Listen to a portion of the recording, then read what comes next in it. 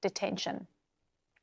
Democratic Representative Becca Balint is a part of Vermont's congressional delegation and now joins us.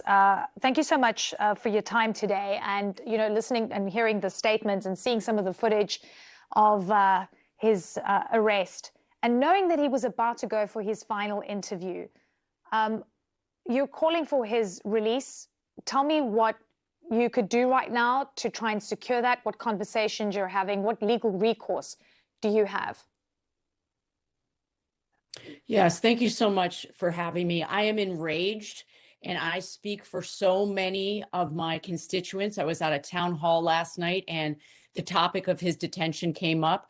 We are furious that the Trump administration is sending masked, unmarked cars to pick up legal residents to essentially disappear them because they are speaking their minds. We have free speech in this country. We have due process for every person who is living within our borders, and it is inhumane. It's also an indication that this administration, the Trump administration, is not interested in upholding the rule of law or the Constitution, and it is up to good people across this nation to stand up. And I am demanding from the Secretary of State, Marco Rubio, and the Secretary of Homeland Security, Kristi Noem, that they provide us with a certification of the evidence that they have against Mr. Mahdawi, and that they must appear before congressional committees and give us the evidence that they have for this detention. This should enrage everyone, and this has a chilling effect across this country because it is about due process, it's about free speech. And when you take it into context, when you have the president saying yesterday with the president of El Salvador that citizens of the United States are next. They're going to be the next ones who are sent to a supermax prison in El Salvador. He has already said he's going after birthright citizenship.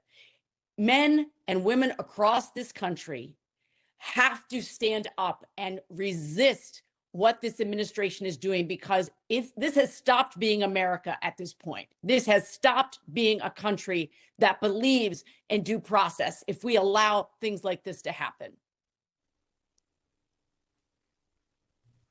So from what we understand, Mohsen Mahdawi was an associate of Mahmoud Khalil. And the judge recently ruled that he can be deported from the United States.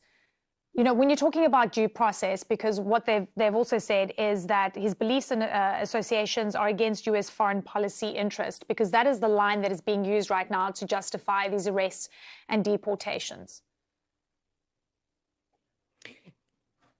Exactly. That is the argument they are using. And what I am saying in my direct communication with the Secretary of State, that it's not good enough to just reference that part of the law. He needs to certify it, that he personally will come before committees of the U.S. Congress and say that this man's speech and this man's ideas are a danger and run counter to U.S. foreign policy. Who's next?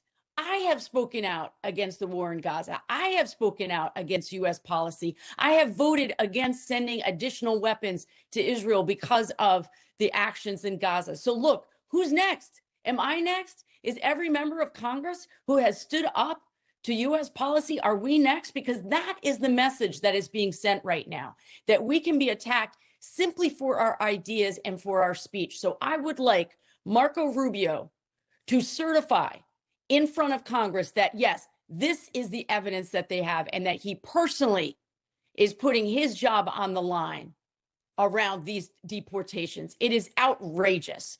And again, I will just say, if we continue down this path, we are no better than any other authoritarian regime across this world.